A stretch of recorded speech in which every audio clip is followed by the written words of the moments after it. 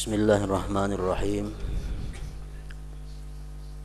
Alhamdulillahilladzi amarana bittaqwa wa ja'alaha wasilatan ilal jannatil ma'wa. Asyhadu an la ilaha illallah wahdahu la syarikalah fatirul ardi was sama, wa asyhadu anna sayyidana Muhammadan abduhu wa rasuluhul mustafa.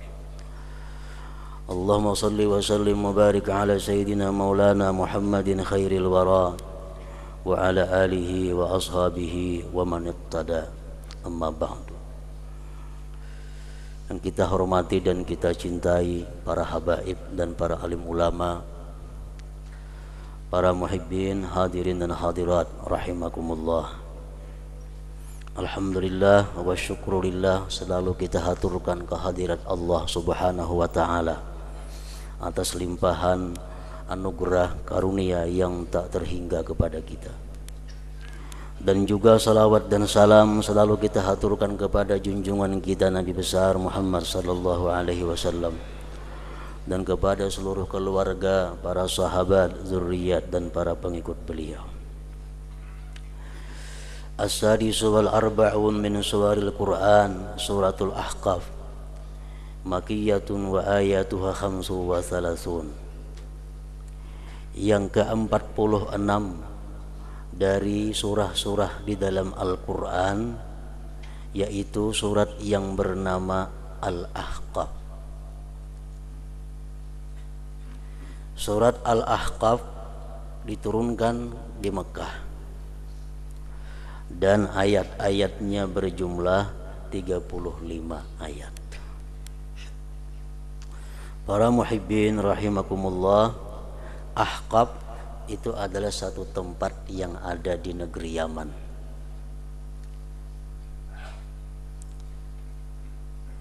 Yang dahulunya pernah dihuni oleh kaum Nabi Hud alaihissalam. Dinamakan surat yang ke-46 ini dengan surat Al-Ahqaf karena di dalamnya ada menceritakan tentang itu kaum Nabi Hud yang bertempat tinggal di Ahqaf tadi. Sebagaimana firman Allah Subhanahu wa taala dalam ayat 21, "Wadhkur akha 'adin id anzara qaumahu bil ahqaf wa qad khalatin nuzur min baini yadayhi wa min khalfihi an la ta'budu illallah inni akhafu 'alaikum 'adzaba yaumin 'azim." Ayat 21. Ingatlah wahai Rasul tentang saudara bangsa Ad ketika dia memberikan kabar kepada kaumnya yang bertempat tinggal di Ahqaf. Dan sungguh telah berlalu para rasul dari sebelumnya dan sesudahnya. Mereka itu para rasul mengabarkan bahwa agar tidak menyembah kecuali kepada Allah. Sesungguhnya aku takut atas kamu azab pada hari yang besar. Yang dimaksud dengan saudara bangsa Ad itu adalah Nabi Hud alaihissalam. Nabi Hud alaihissalam ini menurut Muhammad bin Ishaq, salah seorang ahli sejarah, beliau mengatakan Hud bin Abir bin Salah bin Arpakshad bin Sam bin Nuh. Artinya keturunan yang keberapa daripada Nabi Nuh alaihissalam. Qaumu Hud qaumun wasafahumullah biqaulihi wa zadakum bil khalqi bastah ay idhama wa tulau wa quwwah. Kaumnya Nabi Hud yang bertempat tinggal di Ahqaf itu adalah satu kaum yang telah dijelaskan oleh Allah Subhanahu wa ta'ala dengan firman-Nya, itu kaum Nabi Hud melebihi daripada kalian pada ciptaannya, pada kejadiannya, melebihi kebesarannya, ketinggiannya dan kekuatannya. Jadi kaum Nabi Hud itu dicipta oleh Allah lebih tinggi daripada kita, lebih besar daripada kita dan lebih kuat daripada kita umat Nabi Muhammad sallallahu alaihi wasallam. Qala Ibnu Abbas kana tulu ahadihim 80 zira'a. Ibnu Abbas mengatakan bahwa adalah tingginya tubuh orang-orang Ad itu 80 hasta, 40 meter kira-kira. Allah menciptakan wazadakum bil khalqi bastah, 40 meter tingginya awak.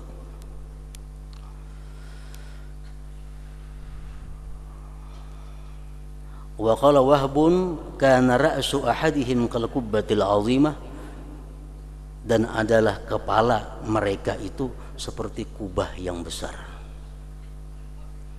Cocok aja awaknya 40 meter, lebarnya kira-kira berapa meter, jadi kepalanya macam kubah Masjid Sulaha tuh kira-kira ganalnya. Mana lagi pada itu.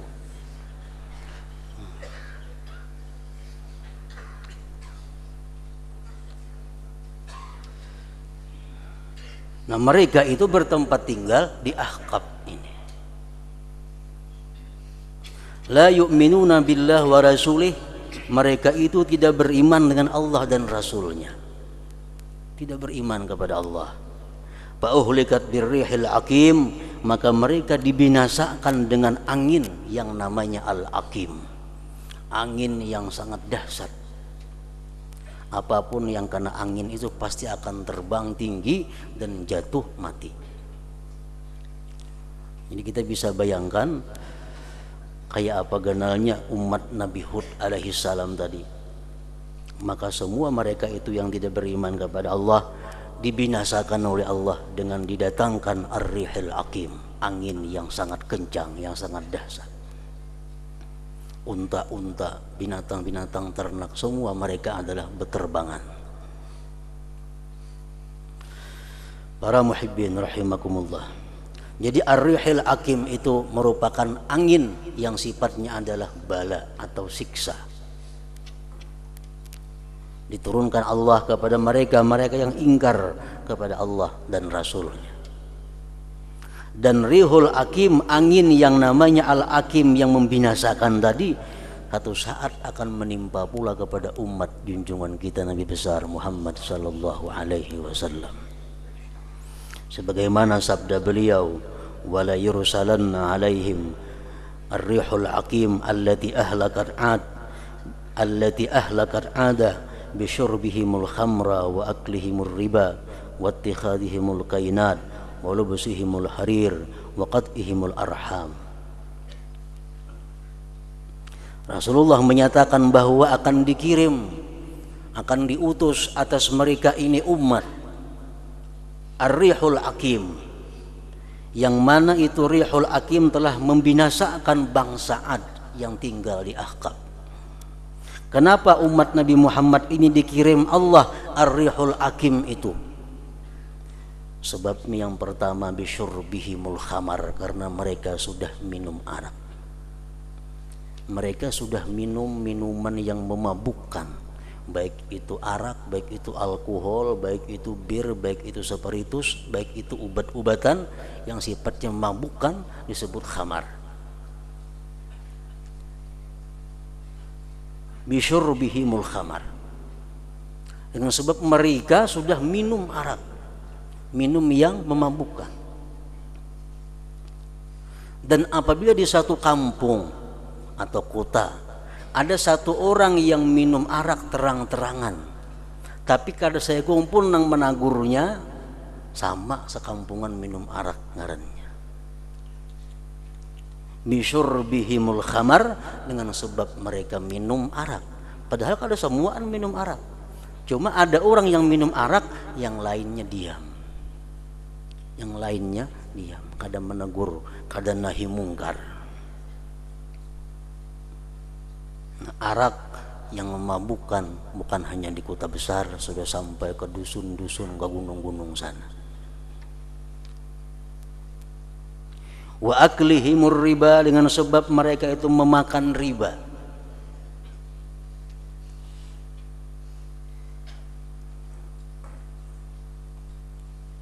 Di kota-kota, di desa-desa, di dusun-dusun, riba sudah masuk.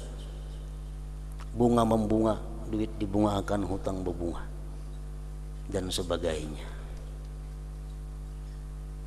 Wattikhadhihimul qainat, dan mereka membikin biduan-biduan. Dilatih, dididik, dilombakan untuk mencari penyanyi-penyanyi.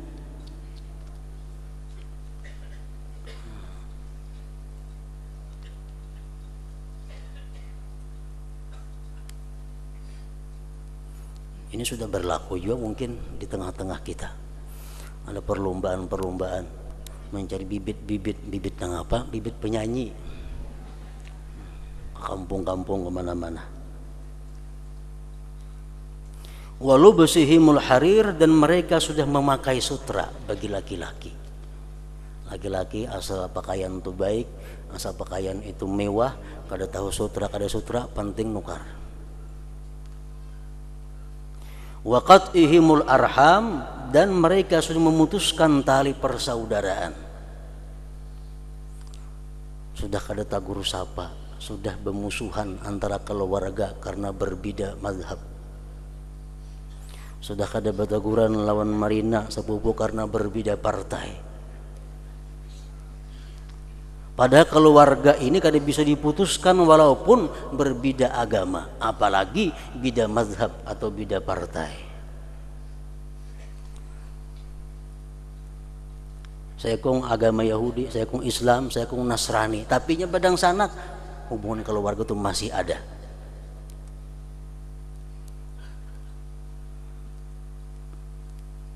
Waqat'ihimul arham, dan mereka sudah memutuskan tali silaturahmi. Nah, bila sebab-sebab itu sudah ada dalam satu kampung, maka Allah akan mengirim kepada mereka ar-rihul aqim, angin yang sangat dahsyat, yang lebih kuat daripada angin yang pernah kita dengar ini. Puting beliung atau angin apa ngarannya, akan menghabiskan, menghancurkan itu manusia tadi. Para muhibbin rahimakumullah, itulah hubungannya surat yang ke-46 ini dinamai dengan surat Al-Ahqaf, karena di dalamnya ada menceritakan tentang orang-orang yang pernah tinggal di tempat Al-Ahqaf tadi. Sebagaimana surat-surat Al-Quran yang lainnya, surat yang ke-46 surat Al-Ahqaf ini memberikan banyak petunjuk, arahan kepada kita. Sebagaimana firman Allah Subhanahu wa taala dalam ayat 15 yang berbunyi, "Wa wassaynal insana biwalidayhi ihsana, hamalathu ummuhu kurha wa wada'athu kurha, wa hamluhu wa fisaluhu 30 syahra, hatta idza balagha ashuddahu wa balagha 40 sana, qala rabbi awzi'ni an ashkura ni'mataka allati an'amta 'alayya wa 'ala walidayya wa an a'mala salihan tardah wa aslih li fi dzurriyyati inni tubtu ilaika wa inni minal muslimin." Allah berfirman yang artinya, kami berikan wasiat kepada manusia untuk berbuat baik dengan orang tuanya. Ibunya mengandung dalam keadaan susah payah dan melahirkan dalam keadaan susah payah. Ibunya mengandung dan menyusui selama 30 bulan. Sehingga seorang manusia tadi sampai di mana dia kuat dan sampai berumur 40 tahun, dia berkata, "Hai Tuhanku, ilhamkan kepadaku bahwa aku bersyukur kepada nikmat Engkau yang telah Engkau berikan atas kedua orang tuaku, dan bahwa aku beramal saleh yang Kamu ridhai, dan baguskan bagiku pada zuriatku. Sesungguhnya aku telah tobat kepada Engkau, dan sesungguhnya aku termasuk daripada orang-orang yang Islam." Para muhibbin rahimakumullah, itu ayat tadi setidaknya memberikan 5 isyarat, 5 petunjuk kepada kita. Yang pertama, birrul walidain, berbakti kepada kedua orang tua. wasainal insana biwalidayhi ihsana. Berbakti kepada orang tua. Allah menyebutkan hamalatu ummuhu, ibunya mengandung, susah payah melahirkan, susah payah.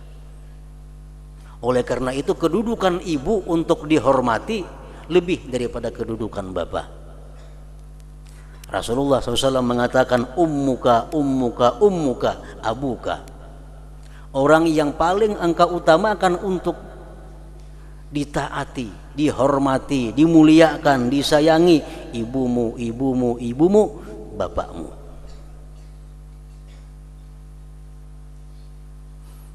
Ayat ini pertama mengingatkan kepada kita untuk bakti kepada orang tua. Dan bakti kepada kedua orang tua bukan sepanjang hidup beliau, tapi sepanjang hidup kita. Kita dituntut bakti kepada mereka walaupun mereka sudah meninggal dunia.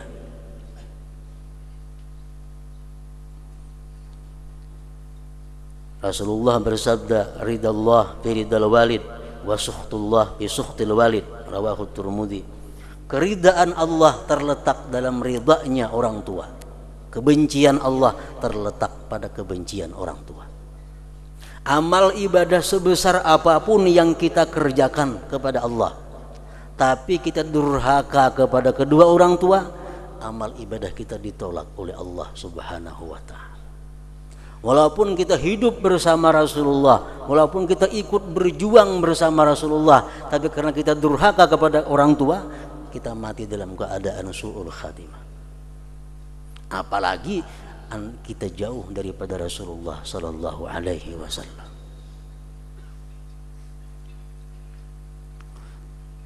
Rasulullah menyatakan, birru aba'akum tabarrukum abna'ukum, rawahu Tabarani. Baktilah kamu kepada bapak-bapak kamu, niscaya bakti kepadamu anak-anak kamu. Kalau kita bakti kepada kedua orang tua kita, anak kita pun nanti akan berbakti kepada kita. Kalau kita durhaka kepada kedua orang tua kita, anak kita kada jauh daripada itu, bahkan bisa lebih daripada itu. Para muhibbin rahimakumullah. Jadi andai kata kita berisi anak nang durhaka lawan kita, cara yang paling baik untuk membuat dia menjadi anak yang bakti kepada kita adalah kita bakti kepada kedua orang tua. Kita bisi anak umpamanya wani lawan kita sekalimatnya 10 kalimat menjawab lawan nyaring-nyaringnya pulang. Diinta akan banyu itu nomor 10 aja. Nang penting kita tambah kebaktian kepada orang tua kita. Kalau sidin sudah meninggal, ziarah ke kubur sidin. Tiap hari ziarah, baca akan yasin di kubur sidin. Seminggu sekali kah munya kada kawa saben hari baca akan yasin, baca akan tahlil. Kita seorang ziarah ke kubur kedua orang tua kita. Allah pasti akan membuat anak kita yang durhaka itu menjadi bakti kepada kita. Karena ini sudah jaminan Rasulullah, birru aba'akum tabarrukum abna'ukum.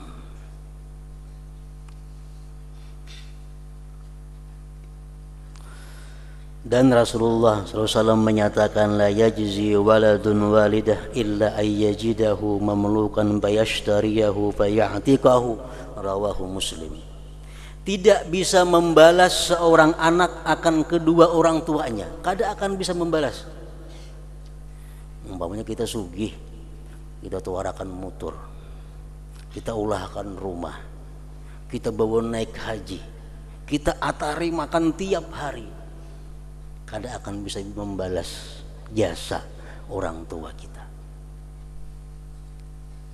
Bagaimanapun kita baktinya kepada kedua orang tua, kada akan bisa membalas jasa mereka. La yajzi waladun walidah, tidak bisa membalas seorang anak, kata Rasulullah, akan orang tuanya, kecuali hanya satu kita bisa membalas, andai kata orang tua kita itu menjadi budak, menjadi hamba sahaya, lalu kita tukari, kita beli kepada pemiliknya dan kita merdekakan beliau. Nah, hanya kita bisa membalas kebaikan orang tua kepada kita. Nah, sekarang ini kada mungkin lagi ada itu. Budak kita kada ada lagi. Jadi jangan sekali-kali kita beranggapan bahwa aku tuh sudah maharagu kuitan. Asam berita balas sudah tuh jauh daripada bisa membalas jasa kedua orang tua. Nah, yang pertama ayat tadi memberikan petunjuk kepada kita tentang pentingnya birrul walidain. Jadi amal ibadah kita digantung oleh kebaktian kita kepada kedua orang tua kita. Orang tua kita senang kepada kita, amal ibadah kita akan sampai ke hadirat Allah Subhanahu wa taala. Orang tua kita benci, amal kita akan terkatung-katung. Kemudian di dalam ayat tadi menyebutkan wa hamluhu wa fisaluhu 30 syahra. Ibu mengandung kita itu dan menyusui kita selama 30 bulan. 30 syahra, 30 bulan. Di situ para ahli tafsir mengatakan bahwa Allah menyebutkan sekurang-kurang ibu itu hamil 6 bulan. Dan selama-lama dia menyusui anaknya 2 tahun. 6 bulan tambah 2 tahun 30 bulan. Kenapa Allah di situ menyebutkan 6 bulan sekurang-kurang hamil? Karena ini untuk memberikan satu hukum kepada manusia. Artinya apa? Kalau seseorang itu nikah, sesudah dia nikah, dia berkumpul dengan istrinya, 6 bulan kemudian istrinya melahirkan, maka itu anak daripadanya. Anak daripada suami istri itu. Dihitungnya 6 bulan dari mereka berkumpul. Andai kata ada orang kawin 6 bulan beranak, berarti itu anaknya ngarannya. Anaknya ngarannya. Bila anaknya inya berhak kena menikahkan abahnya jadi wali. Amun nimbah kawin 3 bulan beranak tuh lain anaknya ngarannya. Anak titipan banajan itu. Ada nomor 4 mandak di situ. Artinya apa? Abahnya kada kawa mengawinakan kaina. Tapaksa wali hakim. Wa fisaluhu wa hamluhu wa fisaluhu 30 syahra. Dan sebanyak-banyak menyusui 2 tahun. Anak yang berumur 2 tahun ke bawah itu kalau dia menyusul kepada perempuan lain dalam hitungan sekian, maka anak itu menjadi anak dari yang tukang susui, dan tukang susui menjadi ibunya. Ngarannya ibu sesusu.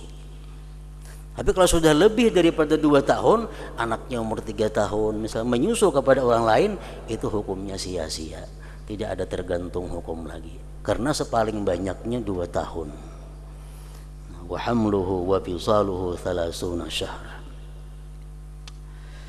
Kemudian hatta idza balaga ashuddahu wa balaga 40 sanah. Bila mana seseorang itu telah sampai masa di mana dia kuat dan berumur 40 tahun. Qala rabbi, maka dia berdoa kepada Allah. Nah, artinya apa di sini?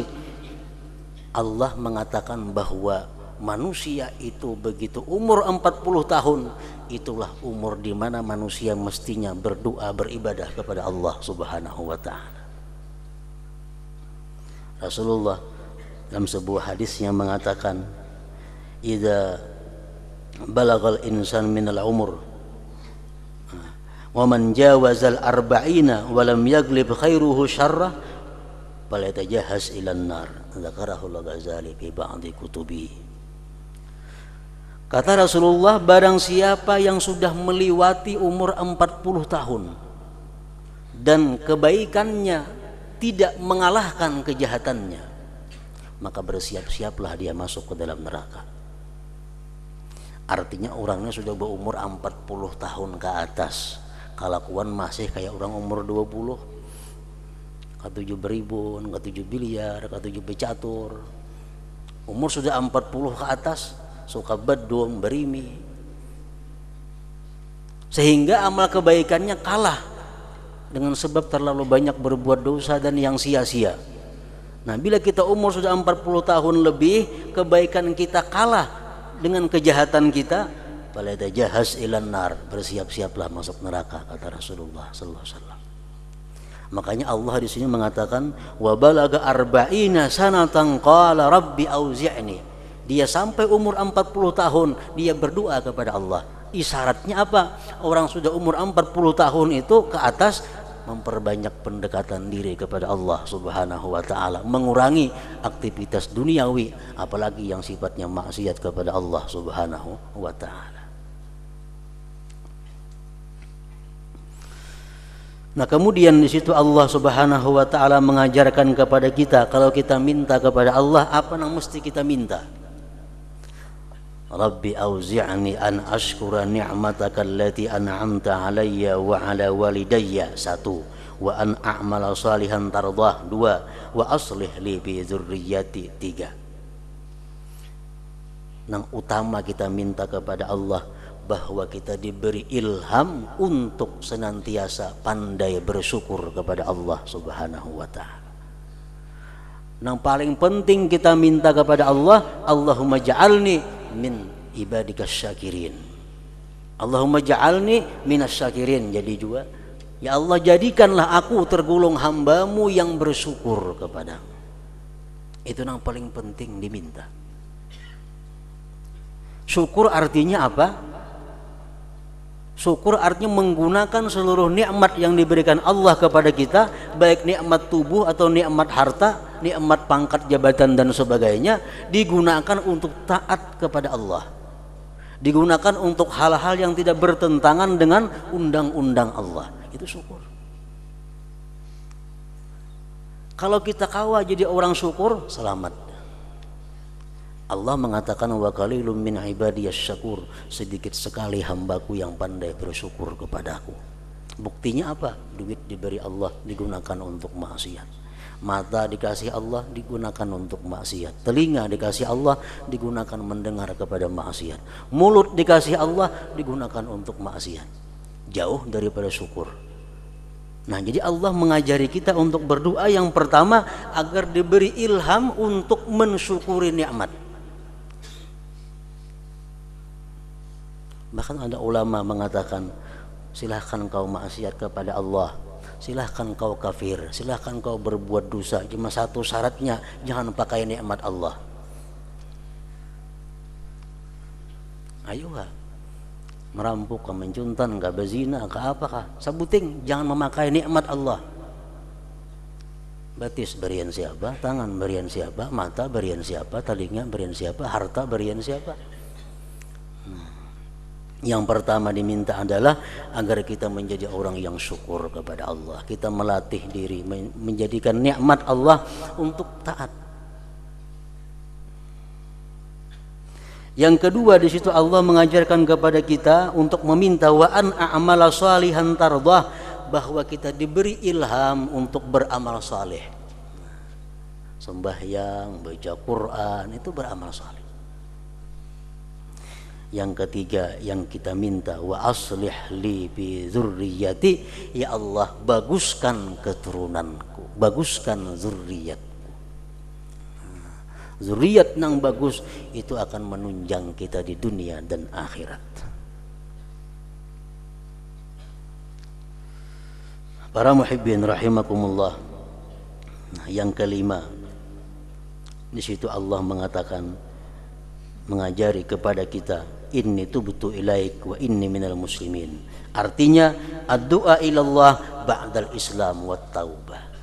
Kalau kita berdoa kepada Allah syaratnya dua. Satu, kita mesti orang Islam. Kalau kita orang kafir, Allah kadang memandang doa kita, kadang menghiraukan doa kita. Kalau kita sudah Islam, tobat dulu kepada Allah.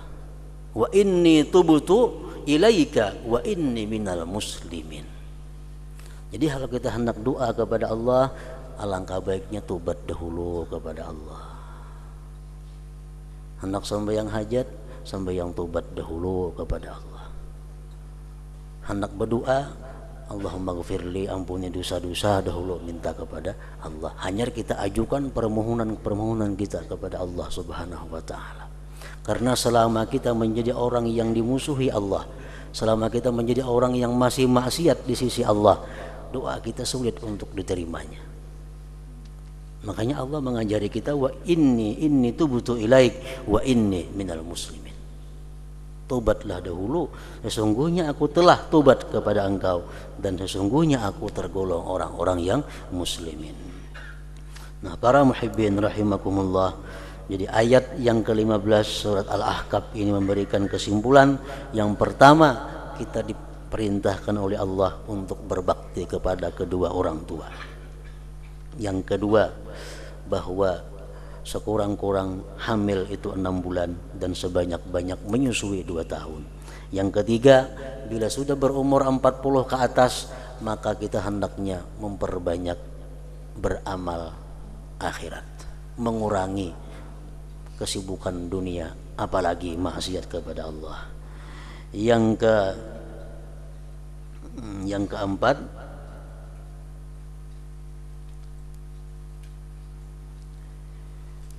kita minta kepada Allah agar selalu menjadi orang yang bersyukur. Minta kepada Allah agar diberi ilham, diberi taufik untuk beramal saleh. Minta kepada Allah agar zuriat kita menjadi orang saleh. Yang kelima, kita berdoa kepada Allah mesti didahului dengan tobat, minta ampun kepada Allah Subhanahu wa taala. حضرة النبي صلى الله عليه وسلم. الفاتحة. إياك نعبد وإياك نستعين اهدنا الصراط المستقيم.